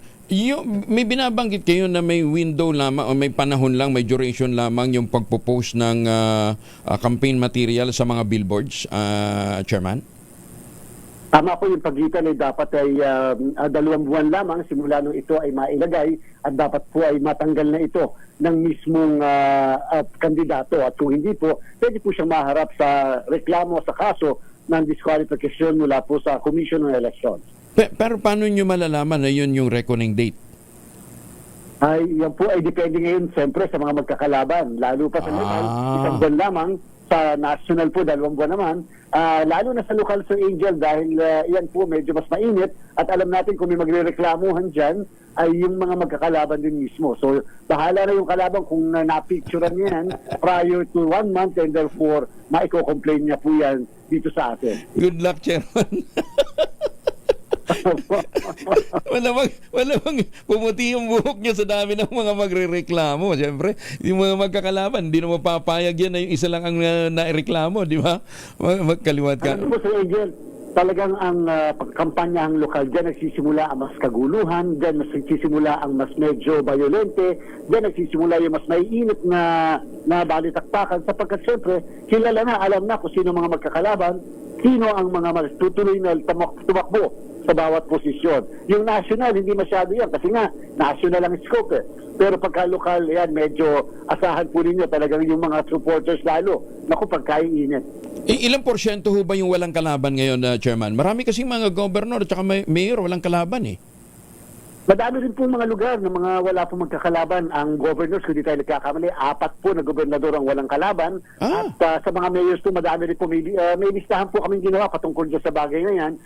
Diyos sa mga lugar na ganyan, siyempre kapag walang kalaban yung mayor, pero madami magkakalaban ng mga konsihal. At siyempre may susuportahan yung mayor ng mga tao niya o mga kapartido niya na tatakbo sa ibang posisyon. Pero dapat, kung kahit na walang kalaban, iboboto pa rin nila. Opo, yun po ay batas natin na kinakailangan makakuha ng kahit 1 boto man lang yung mismong tao para pumanalo. Hindi po automatic na wala ng eleksyon doon sa lugar niya, doon sa posisyon na kanya pong tinatakbuhan. Hindi, pero siyempre gugustuhin din ni Governor halimbawa na meron siyang meron namang mag-reflect na boto sa kanya para makita niya kung gaano karami ang kanyang kakampi. Di ho ba? Opo, although siyempre sa isang banda pag pinag-isipan, paano maganda rin na kung wala ng kalaban, wala na lang pong bota o wala eleksyon doon sa posisyon na yon para medyo makatipid ang pamahalaan. Kaya lang, sa kasalukuyan yung batas pa rin natin, basta po siya ay kandidato, kahit walang kalaban, tuloy-tuloy pa rin yung kanyang pagtakbo at dapat makakuha ng boto sa araw ng eleksyon. Tapos yung mga na-disqualify, wala na, hindi na makakahabol dahil start na ng kampanya ng local eh. Kung sakali po Sir Angel na ang disqualification nila ay division pa lamang at pagkatapos naka-motion for reconsideration, so kung sakaling sa araw ng eleksyon ay hindi pa tapos ang kanyang motion for reconsideration, ang pangalan niya ay mananatili dyan at maiboboto at kung sakasakali ay maihahalal sa pwesto. Although ang COMELEC po, Sir Angel, ay may kapangyarihan na hindi iproklama yung mga kandidatong may pending case na disqualification sa COMELEC. Nako. Di ba, ang dami nga pong mga party list ang na-extend dahil dyan. Sa party list lang ba yun o sa lahat ng mga halal na opisyal? Lahat po ng mga opisyal yan. Lahat? Lahat po ng opisyal yan, Sir Angel. Opo, ang COMELEC ay may power to not to proclaim dahil sa pending disqualification case. Lalo pa kung ang ebidensya laban doon sa tao, sa kandidato o doon sa party list, halimbawa, ay medyo mabigat and therefore pwede namin hindi muna iproklama. Dahil po pag naproklama namin, Sir Angel, lalo na po sa national position ng congressman o kaya senador o kaya sa party list, ay pagka po siya ay naproklama, nag-oath kahit sa isang notary public at nag-assume sa posisyon, ay mawawalan po ng jurisdiction ng COMELEC by June 30. Mapupunta po ang jurisdiction sa ibang body katulad po ng Senate Electoral Tribunal o kung hindi naman sa House of Representatives Electoral Tribunal. Well, nasa inyo ngayon ang pagkakataon, Chairman. Sabi nyo nga, umpisa na ng mainit na bakbakan sa darating na biyernes. Huwag naman husana, no? Teka nga pala, gano'n na ba karami ang tinuturing natin ngayong, ano tawag dito, under COMELEC control? Wala pa po tayong COMELEC control area sa Angel, pero po yung ating red category areas, yung medyo mainit yung bakbakan, labanan, o dahil sa kasaysayan ng mga nakakaraan, ay madami talagang issue ng violence dyan. Din po. O ito po nabawasan, simula po nung tayo magkaroon ng classification, mga unang parte ng taon na ito, from 38 naging 36, pero may mga bago po kasi na dati hindi sila pula, ngayon ay naging pula na ang category from orange to red. Pero namang red, bigla naman po naging green dahil wala naman po talagang kahit isang pangyayari ng violence doon sa area. Pero from red, pag graduate ka sa red, yun yung magiging under COMELEC control, Chairman? Ay, opo, kapag ito ay bigla na lang nagkaroon ng karahasan o kaya talagang medyo naging sobrang mainit ang labanan na kinakailangan ng intervention ng komisyon, yan po makalalagay sa COMELEC control at pagka po COMELEC controlled area, ang COMELEC mismo halos ang namamahala dun sa syudad o munisipyo o dun sa lugar kung saan nailagay siya sa COMELEC control. Chairman, pwede daw bang magamit sa motorcade ang mga sasakyan ng barangay? Kung ako yung barangay, hindi po. Pero ganito po ang maliwanag, Sir Angel. Ang mga barangay officials ay pwede pong mga kandidato at sumuporta sa isang kandidato. May decision po dyan ang Korte Suprema. Yan po, Sir Angel, yung kaso ng Quintos versus COMELEC. Sabi ng Supreme Court, ang pagiging pagtakbo bilang barangay official ay apolitical. Ibig sabihin, pag magpapal ka ng certificate of candidacy mo, hindi kinakailangan may certificate of nomination mula sa isang partido, political. Subalit kapag kada po nahalal na ang mga barangay officials, sila ay political na. And therefore, pwede na silang mag-engage sa tinatawag na partisan political activity. Subalit, hindi po porket may pinapayagan sila mag-engage sa partisan political activity, ay pwede nang gamitin ang resources ng barangay sapagkat yan po ay anti-graft and corrupt practices, and at the same time, yan po ay pwedeng maging basihan din para makasuhan ng administratibo yung barangay official. Kaya po, ingat po yung iba sa paggamit ng mga kagamitan ng mismong barangay. Ayan, siguraduhin lang. Tsaka yung yung daw bang paligid ng barangay hall, kasama sa mga common poster area, Chairman? Minsan po hindi po natin ginagawa yun, Sir Angel, sapagkat siyempre respeto natin na yung mismong compound ng barangay ay dapat hanggat maaari ay neutral at impartial. Pero kaya po yung iba naglalagay ng mga pangalan dyan sa barangay, maaari yung kapitan ay pwede mangampanya again, pero yung barangay ay hindi. And therefore, makakasuhan din po yung barangay officials, kaya iwasan na lang din po yung ganyan. Nako, pumunta tayo sa paligid ng barangay. Kasi nga, doon madalas may yung nagtatransact, Chairman nandun yung, anyway, magkakaroon ho ng Oplan Baklas. Malamang kasama yan sa mga mababaklas sa Chairman. Ay, opo, public property po ang barangay halls. Saka po yung mga nakapaligid sa barangay, private properties yan. Ang hindi po namin pwedeng galawin ay yung private property, sabi ng Korte Suprema. Chairman, thank you for joining us this morning. Ingat po kayo. Magandang umaga po. Salamat. Magandang umaga po Sir Angel. Mabuhay po. Salamat po. Si Chairman George Garcia ng Commission on Elections. Maganda umaga, Pilipinas! Ayan ha, malinaw ha sa mga barangay kapitan, sa mga barangay kapitan ha. Hindi ho po pwedeng gamitin sa inyong pangangampanya o sa pangangampanya ng inyong mga sinusuportahan ang mga sasakyan ng barangay. Huwag na ho kayong maghamon pa. Maganda umaga, Pilipinas! Si Patrick Garcia daw at saka si Nika Martinez nagkaroon ng renewal ng BAO sa Boracay. Detalye na balita mula kay Gorgie Rula. Gorgie, good morning.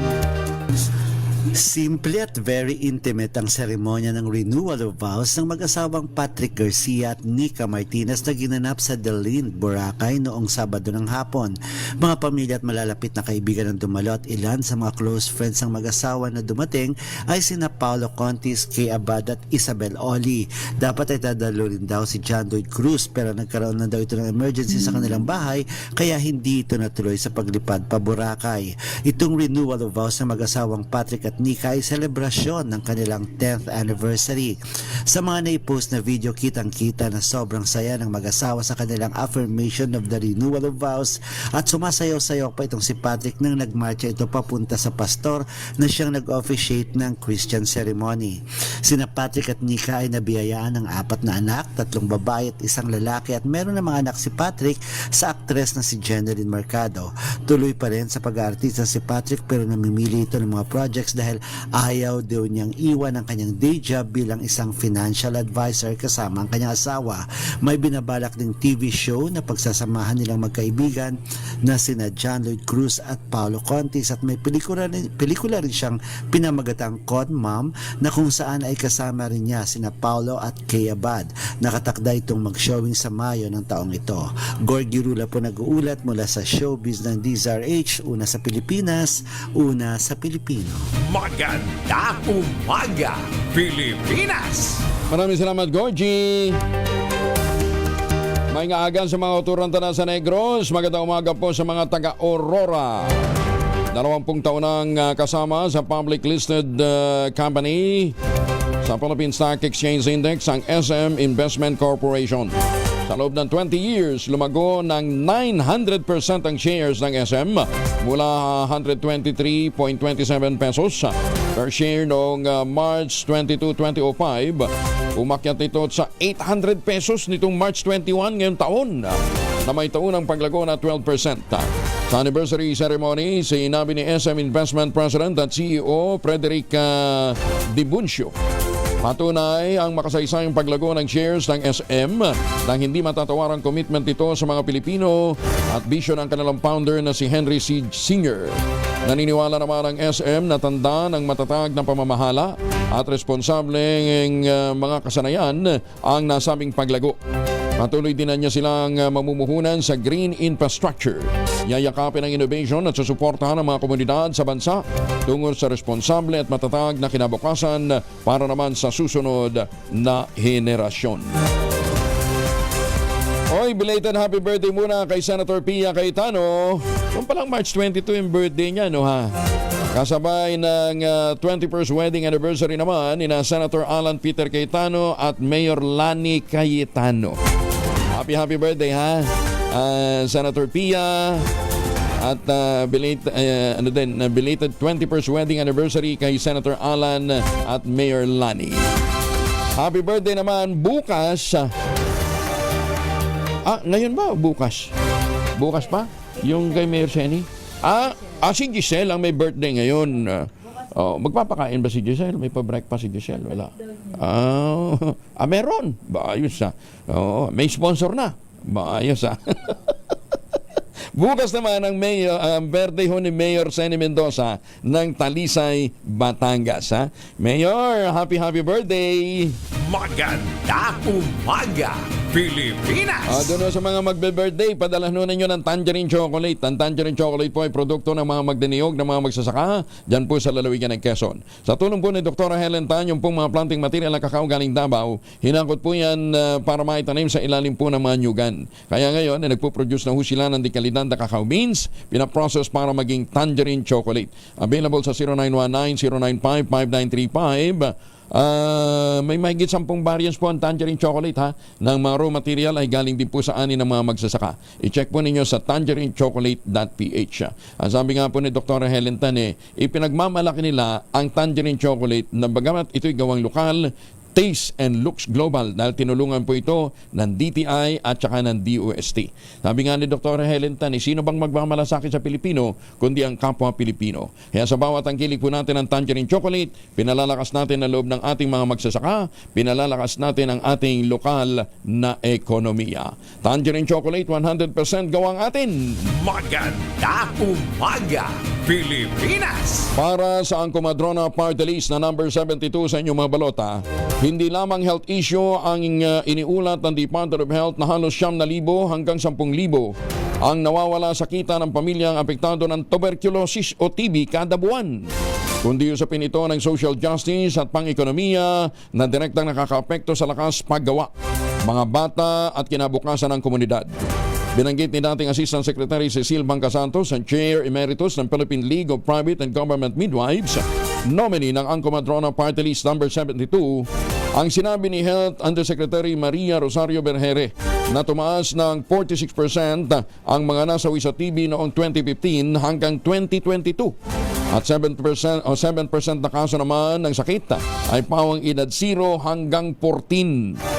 Halos 42% niya ng mga Pilipinong pasyente ang mahirap na bago pa man mahirap ang kanilang diagnosis, ano ha?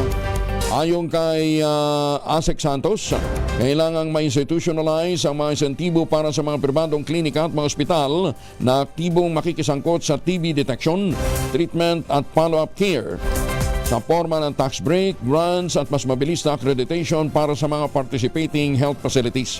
Dapat niyang labanan ang stigma sa pamamagitan ng agresibo, culturally sensitive at inklusibong barangay level awareness drives at pagkakaroon din ng mobile TB screening units, lalong-lalo na sa mga marginalized na mga komunidad.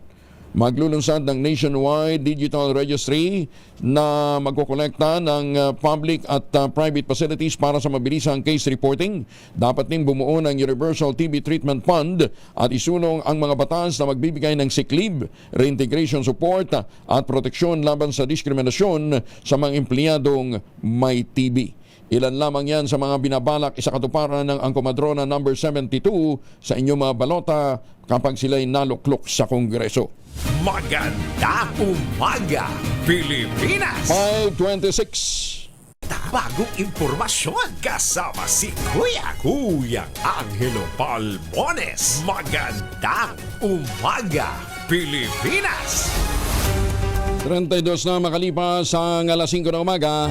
Oras na para tayo po'y magultabayo. Pero sabi nga po ng mga dalubhasa, 1 oras bago matulog, 2 kapsula para mas ma-enjoy natin ang benefits ng Ultabayo. Ano nga bang Ultabayo? Ito po'y postbiotic with Lactococcus lactostrain plasma. Ito po'y dumaan sa mahabang clinical trial sa Japan. Hindi po kwentong kutsero, hindi po testimonial, kundi human clinical trial. Ang bawat kapsula po ng Ultabayo nagtataglay ng 50 billion cells ng Lactococcus lactostrain plasma.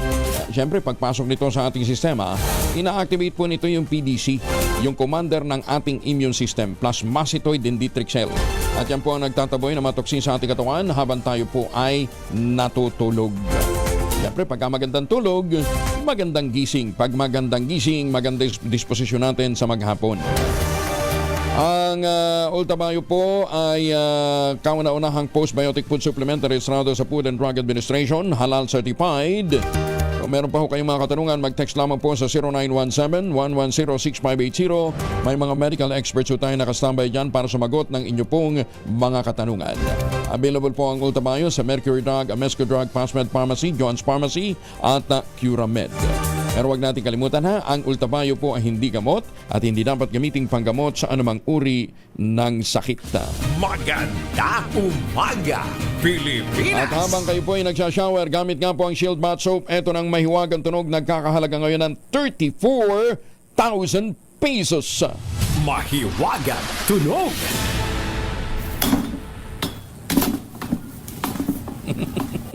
Hindi na ako magbibigay ng clue. I-replay ho ninyo yung mga previous program. Nandun ho yung mga clue, ha?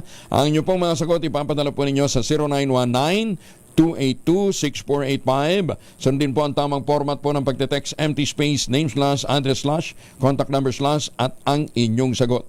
Isang beses lamang po maaaring mag-text sa ating text line gamit ang inyong mobile number. Sa mga sasali online, kinakailangang meron po kayong sharer badge. Magandang umaga, Pilipinas! Nasa 7th Avenue Public Market ngayon si Edwin Duquet na mamalengke. Aris 23, good morning. Dahil po taga-Burger Gel, yung presyo ng baboy bahagyang mababa ng 10 piso kaysa ipag-palengke dito sa Baguio Kaloocan. Dahil yung baboy dito ay nasa 370 pesos yung bawat kilo. Ang iliento naman ay 420. Ang manok 220. Yung balon-balon ng Burger Gel ay nasa 220. Abang yung pakpak naman ay 230. Yung baka ay 460. Abang yung may mga buto naman ay 430 pesos bawat kilo. Nanatiling 500 pesos pa rin yung presyo ng kambing. Ang presyo naman ng mga gulay ay sibuyas ngayon ay nasa 120. Ang bawang ay 160. Yung kamatis ay 50. At yung maliliit naman na galing ng Nueva Ecija ay mabibili lamang ko yung gel ng 20 pesos yung bawat kilo. Sa bell pepper naman ay 180. Ang siling panigang ay 80 pesos pa rin. Habang yung siling labuyo naman ay talaro ng 120 hanggang 150 pesos bawat kilo. Sa presyo ng talong nasa 80 pesos pa rin. Habang yung kalabasa ay 60. Ang labanos 130. Yung ito yung sabing mataas pa rin ng tumaas ng 20 pesos yung bawat kilo ng labanos. Ang sayote naman ay 40 pesos pa rin. Ang palaya 120, luya 180. Ang bagyo beans, ito yung 120. Ang repolyo 50 hanggang 80 pesos bawat kilo. Ang patatas ay 110 sa gani. Yung chapsoy, kung gusto mo makabili ng chapsoy, ay nasa 70 pesos. Ang langka 80 pesos. Habang yung clean, yung medyo tumataas kayo ng kilo, itong broccoli, cauliflower at pechay. Dahil yung pechay bagyo ngayon ay 120, cauliflower 90 at 120 naman yung broccoli. Sa presyo naman ng isda, ito yung presyong ginto. Dahil ang bangus ngayon ko gel, yung hindi boneless, ay nasa 260 pesos bawat kilo, 170 sa tilapia, yung pusit 280. Yung sariwang pusit naman ay mabibili mo ng 450 pesos yung bawat kilo. At mataas din ang presyo ng galunggong dahil nasa 320 yung bawat kilo ngayon. Ang shrimps, 500 to 550 bawat kilo. Pampano, 400 to 450. Habang yung tamban, nasa 120 at ang galunggong naman ay 320 pesos bawat kilo. Sa presyo naman ng mga prutas, ang manggang hinog ay 50 pesos yung maliliit, habang 100 yung malalaki. Ang saging lapandaan ay 100. Ay ang nakatan ng 100 yung lapundan ng medyo mababa nasa 70 pesos bawat kilo. Sa pakwan 60 yung piras 3 pesos bawat 100. Naglalaro pa rin ng 52 hanggang 80 pesos ang presyo ng bigas. Ang itlog ko ngayon dyan ay dito sa harap ko ngayon. Itong merong 40 pesos for 5 pieces. Merong 5 pieces for 45 at meron naman yung maliliit na itlog 50 sa 50 pesos, 5 piraso lang mabibili mo at yung pinakamura, yung pinakamalit ay 4 na piraso sa bawat 35 o 34 pesos bawat kilo. Yan ko Angel, ang tingnan price regulatory report. Wala pa rin dito sa 7th Avenue sa Caloocan, RS-123. Edwin Duque nagulat sa Disa Rizzo, una sa Pilipinas, una sa Pilipino. Maraming salamat, Edwin. Magandang umaga, Pilipinas. Magandang umaga sa mga suki natin dyan sa Kidapawan City. Good morning po sa mga taga-Romblon, Bing Solis. Magandang umaga po sa inyo. Si board member Bing Solis at saka si Mayor Gard Montojo ng Romblon. Maaga din po yung gumigising. Justice Max de Leon ng Court of Appeals. At saka syempre si Justice Raul Villanueva, ang ating court administrator. At saka syempre, huwag natin kalimutan si Chief Justice Alexander Gesmundo. Good morning po sa inyo. At sa lahat ng mga justices na nakatutok sa ating programa, minomonitor kung tama yung sinasabi natin. Salamat po sa inyong mga advice. Magandang umaga din po kay Professor Andy Piraria. Prof. Andy, good morning. At saka syempre kay Mayor Senny Mendoza na magbe-birthday bukas. Kay Congressman Nador Plato. Yung mga suki natin pagka umaga. Biyong Garing, magandang umaga din. Maganda umaga, Pilipinas! At syempre huwag natin kalimutan ang ating midnight singers dyan sa San Diego, California. Si Boss Art, si Ma'am Linda, si Tita Cora, at saka si Boss Manny, and the debonair Junior Bao, and the ever beautiful Tita Lloyds. Maganda umaga, Pilipinas! Food at transport allowance sa mga manggagawa, isa sa mga prioridad ng trabaho party list. Detalye ng balita mula kay Jel Parosa, RH52 Jel. Ilatag ni Trabaho Party List nominee Ninay Chavez ang ilan sa kanyang mga plataporma sa pagbisita niya sa Pagbilao, Quezon. Sa kanyang talumpati, ikinampanya ni Chavez ang mga dagdag na benepisyo sa mga manggagawa. Ayon kay Chavez, malaking tulong na para sa mga empleyado ang dagdag na allowance sa pagkain at transportasyon, lalo na ngayong nahaharap sa mga hamon ng ekonomiya ng bansa. Dagdag pa ni Chavez ng Trabaho Party List, magagamit ng mga manggagawang dagdag na allowances upang makapag-ipon at may mahugot na pambayad oras na kailanganin o kung may emergency. Naging matagumpay naman ang pakikipagtalakayan ng Trabaho Party List sa mga tagapagbilao sa tulong ni Vice Mayor Gary Alcala. Nauna nang ipinakilala ni Lucena Mayor Mark Alcala at Vice Mayor Roderick Tondon Alcala ang Trabaho Party List, kung saan nailatag ng grupo ang kanilang legislative agenda at mga platapormang layong mapaangat ang estado ng mga manggagawa sa bansa. Ito si Edniel Parrosa, nag-uulat para sa DZRH. Una sa Pilipinas, una sa Pilipino. Maraming salamat, Edniel. Oras muna sa buong kapuluan. Maganda umaga, Pilipinas! Alas 5:40. Maganda umaga, Pilipinas! 44 na makalipas ang alas 5 ng umaga, dumarami ang mga Pilipinong bagong mag-asawa ngayon ang mas pinipiling mag-alaga ng hayop kaysa magkaroon ng anak. Ito ang lumabas sa pag-aaral ng Commission on Population and Development, kung saan mas maraming Pilipino ang nahihilig sa pag-aalaga ng aso, pusa at iba pang hayop kaysa sa bumuo ng pamilya. Balupit mabuti pa yung mga kakilala kong politiko ang gustong alagaan tuta. Tuta na 2 paa. At least hindi buhaya. Sinabi ni CPD spokesperson Maylene Mirasol Kiray, ito na ang nagiging trend ngayon sa mga Filipino couple dahil sa sitwasyong pang-ekonomiya at paggamit ng family planning methods. Sa resulta ng pag-aaral ng CPD, bumaba ang fertility rate sa Pilipinas ng 1.9 children sa bawat babae. Mas mababa sa replacement fertility level na 2.1. Ibig sabihin daw nito, marami ngayon ang mga mag-asawa na hindi nag-aanak, napapalit sana sa ating populasyon. Lumalabas din sa pag-aaral, mas maraming Pilipina ngayon ang gumagamit ng contraceptive, nangunguna na dyan ang pills at injectable. Ayan. Pero pakiusap po natin sa mga lalaki, kung kayo po ay happy na sa 2, 3 anak, basta kung ano yung inyong gustong bilang ng inyong mga chikiting, huwag ka namang iasa kay misis o sa inyong partner ang pagmamanage ng populasyon sa paggamit ng pills at injectable.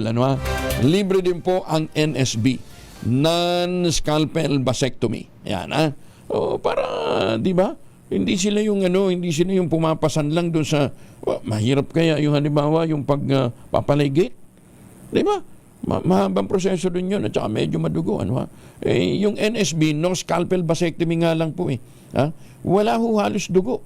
Ang pinakadugo lang yan, pinakabutas na ganun. Tsaka mabilis lang yung proseso. Ako hindi ko itinatanggi. Sumailalim ako sa NSB procedure habang nagpo-programa. Doon sa office ni Dr. Joe Tarok noon. Pagkatapos, balik ng programa. Ganun lang ho yung sistema. Huwag ninyong iaasa sa inyo. Women's Month ngayon. Pagkatapos, gusto ho ninyo yung pagmamanage ng size ng pamilya, iniaasa natin sa ating mga partner. Maganda umaga, Pilipinas! Tinanggihan ni dating Interim Chief Minister Ahud Ibrahim ang alok ng Malacanang na maging miyembro siya ng Bangsamoro Transition Authority o BTA Parliament.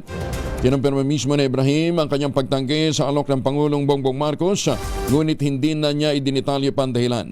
Samantala, nagpaabot naman si Ibrahim ng pagbati kay Abdul Rauf Makakwa sa pag-upo nito sa pwesto bilang bagong Interim Chief Minister ng BARM. Ayon kay Ibrahim, sa kanyang pagbaba sa pwesto, patuloy niyang pamumunuan ng MILF at ang United Bangsamoro Justice Party. Itinalaga si Ibrahim bilang BARM Chief Minister ni dating Pangulong Rodrigo Duterte noong 2019 bago siya pinalitan ni Makakwa sa bisa ng appointment naman ng Pangulong Bongbong Marcos. Pangulong BBM, kumpiyansa may pagpapatuloy ng Bangsamoro Transition Authority ang manakamit ng bahagi o tagumpay ng ating peace process. Detalye na balita mula kay Let Narciso, RH14. Let, good morning. Tiwala si Pangulong Ferdinand Marcos Jr. na gagampanan ng mga bagong miyembro ng Bangsamoro Transition Authority ang kanilang tungkulin para sa mas makatarungan at maunlad na Bangsamoro. Sa kanyang talumpati matapos manumpa ang mga bagong miyembro ng BTA sa Malacanang, sinabi ng Pangulo na ang mga ito ang nagsisilbing instrumento para sa paglikha ng kinabukasan para sa Bangsamoro people. Ayon kay Pangulong Marcos, masyado nang matagal ang conflict sa Bangsamoro. Pero dahil anya sa BTA, kumpiyansa siyang maipagpapatuloy ang pagpapatupad ng bawat kasunduan para makamit ang pangmatagalang kapayapaan sa rehiyon. Sabi ng Pangulo, malayo na ang narating ng Bangsamoro Peace Process at kapwa-responsibilidad ng gobyerno at Bangsamoro people na protektahan ang mga nakamit ng prosesong pangkapayapaan para matiyak na hindi maaantala ang pag-usad nito. Binigyang diin ni PBBM na hindi imposible ang kapayapaan sa pagtutulungan ng lahat. Ito si Let Narciso para sa DZRH. Una sa Pilipinas, una sa Pilipino. Maraming salamat, Let. Maganda umaga, Pilipinas! Hindi ligtas sa pananagutan ng mga Pilipino sa ibang bansa na sangkot sa pagpapakalat ng maling impormasyon. Ayon kay NBI Director Jaime Santiago, makikipagtulungan sila sa International Criminal Police Organization o Interpol upang habulin ang mga individual na nagpapakalat ng fake news abroad. Ganman aminado si Santiago na may hamon sa pagpapatupad nito dahil sa pagkakaiba ng batas sa ibang bansa, tulad ng libel na isang civil case lamang sa Estados Unidos. Dahil dito pinag-aaralan ng NBI kung maaaring pumasok ang mga kaso ng fake news sa ilalim ng inciting to sedition, isang krimen na kinikilala sa parehong jurisdiction ng Pilipinas at Amerika. Last week lang, nag-meeting na kami ng DICT, ng NPC. Nag-usap-usap na kami kung paano namin once and for all masawata itong mga fake news spreader, mga vloggers na nagbibigay ng fake news, at saka yung creators na makapag-create lang kahit hindi tama yung ginagawa nila. Sir, bakit nila naisip na ba? Hindi naman makikialam ang Senado sakaling ituloy ni Senator Ronald Bato de la Rosa ang kanyang planong pagtatago kung maglalabas man ng arrest warrant ang International Criminal Court o ICC. Ayon kay Senate President Chis Escudero, personal na diskarto ito ng Senador at wala pang naging pag-uusap sa pagitan nila hinggil sa issue. Sinabi ni Escudero, hindi itong unang pagkakataon na may opisyal ng pamahalaan na nagdesisyong magtago sa harap ng isang legal na usapin. Desisyon niya yan at kung sakasakali, hindi ito ang unang pagkakataong mangyayari yan. Nandito na rin kayo, kung maalala nyo, nung naganap yan sa isang incumbent na senador sa katauhan ni Senator Ping Lacson, kung saan humigit kumulang 14 na buwan siya na nagtago hanggat hindi pa lumalabas yung resulta ng kanyang kaso sa Korte Suprema para ika nga ma-exhaust niya yung kanyang legal remedy sa Korte. At sa dulo nga, kinatigan siya ng Korte Suprema, in-strike down, kung maalala niyo, yung warrant of arrest, at nung in-strike down yon, doon lamang siya muling lumabas at nagpakita. Una nang sinabi ni De La Rosa na isa sa kanyang mga opsyon, manatili sa Senado habang hindi pa nauubos ang lahat ng legal na mga hakbang na maaaring gawin sakaling maglabas nga ng warrant of arrest ang ICC laban sa kanya. Di ba si Congresswoman Luis Tro inamin din niya na itinago niya ang kanyang mister habang ito ay wanted sa batas. Inatasan naman ng International Criminal Court Pre-Trial Chamber ang prosekusyon at ang defense team ni dating Pangulong Rodrigo Duterte na magpakita ng may ebidensya sa Abril o bago ang nakadagdang pagdinig sa kaso ni Mayor Digong sa Setyembre. Sa inilabas na kautusan ng pre-trial chamber, kailangang may sumite ng prosekusyon ang lahat ng written evidence na ipipresenta sa confirmation hearing sa April 4. Inatasan din ng pre-trial chamber ang prosekusyon ilagay sa isusumiting ebidensya kung ilang pahina at gaano kahaba ang presentasyon at anong lengguwahe ang gagamitin.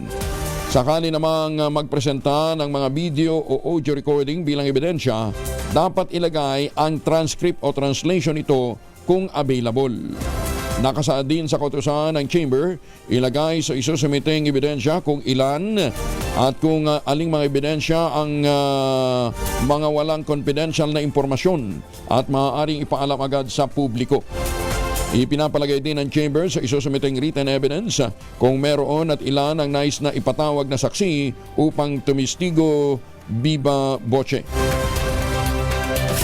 Samantala, binigyan naman ng hanggang April 11 ang kampo ng dating Pangulo para magbigay ng obserbasyon sa impormasyong isusumite ng prosekusyon. Bagong balita, bagong impormasyon, kasama si Kuya Angelo Palmones. Magandang umaga, Pilipinas! Oy, magandang umaga po sa mga taga Rizal. Baka gusto ninyong pasyalan, Di pati yung mga kalapit na mga bayan siguro at mga probinsya. St. Monique Valley, the most prestigious project ngayon dyan po sa Binawan ng Rizal. Tingnan po ninyo yung kanilang newest model townhouse na Bianca.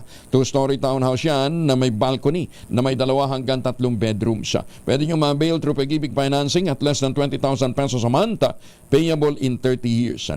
Tawag na po kayo sa 0917-719-7908 para po sa detalye. Yan po yung tinatawag ko nila na luxurious living but affordable housing. St. Monique Valley, the most prestigious project sa Binangonan, Rizal. Magandang umaga, Pilipinas! 6 na minuto na lamang bago mag-ACS na umaga. Pinisining kay Brigadier General Bernard Yang, Direktor ng PNP Anti-Cybercrime Group. Maaga din po itong gumigising. Kasama po ng Batang San Miguel, si retired Major General Charles Calima at retired Police Brigadier General James Brillantes. Sa mga taga-Oriental Mindoro, magandang umaga po sa inyo. Binabati po kayo ni Ma'am Joanna Valencia, the Joan of Arc of Oriental Mindoro. Takin mo, pagbuklorin niya yung mga machong politiko dyan po sa Ormin. Magandang umaga, Pilipinas! Mahigit kalahating milyong pisong halaga ng shabu na kumpiska naman sa Caloocan. Detalye na balita mula kay Edwin Duque, Aris 23. Edwin. May buntag Kuweg Angel, isang Yasin Asis Monteverde ng Barangay 178 sa North Caloocan. Ito ay isang poser at nasa high value target ng PNP Pidea. Ang nasa kote ng anti-illegal drugs ay kinasambay mas operasyon ng Caloocan na pulis. Ayon dito kay Police Colonel Edsel Canals, sasampan ito ng kasong paglabag sa Section 5 at Section 11, Article 11 Republic Act 9165 o Comprehensive Dangerous Drug Act 2002. Makarang makumpiska sa kanyang 105 gramo ng Cebu na nagkakalaga ng 714,000 pesos. Ikinasang operasyon sa bagay ng Lourdes Street sa Barangay 28 sa Caloocan City, kung saan ay nakumpiska ang mga illegal na droga. Patuloy ang operasyon ng PNP kaugnay sa kung sino nasa likod ng supply ng shabu. Ares 3, Edwin Duque nagulat sa Tisa Range. Una sa Pilipinas, una sa Pilipinas. Maraming salamat, Edwin. Para sa mga may asawa ng mga babae, pwede nang ibalik ang apelido ninyo sa pagkadalaga o inyong maiden name sa pagre-renew ng pasaporte. Ito ay anunsyo ng Department of Foreign Affairs sa sunod sa New Philippine Passport Act. Kabilang lamang po sa mga requirement para ibalik ang kanilang maiden name ay ang mga sumusunod. Original at photocopy ng PSA birth certificate o PSA report of birth. Original at photocopy ng PSA certificate of marriage o PSA report of marriage. Notarized affidavit of explanation kung bakit gusto nyong ibalik, halimbawa, ang apelido nyo Cabral. gusto nyong manatili yan dahil ayaw mong hindi mo naman pala pinalitan, ano ha? Anyway, kailangan paliwanag ho din ninyo, ha? Latest issued Philippine passport o travel document, valid ID na tinatanggap sa passport application kung sa makikita ang inyong maiden name. Bawa, galit ka na kay mister. Ayaw mo na gamitin ang kanyang apelido. Pagkakataon mo na itong baguhin sa inyong passport. Magtanim na kawayan para sa kalikasan at kabuhayan. Kuya Angel po, nag-iwan sa inyo na isang magandang umaga. Maraming salamat sa inyong walang sawang pagsubaybay, pakikinig at pagtitiwala. Ang ating quote of the day ngayon ay galing po kay dating Senador Benigno Ninoy Aquino. But I knew that somehow I will regain my freedom. Maybe not in this world, but elsewhere. And I knew that sometime, somewhere, Mr. Marcos and I will meet. And in that meeting, I will have my satisfaction. 2x2 at Isas Balita, susunod na sa ilang saglit. Oras sa buong kapuluan, 6:01.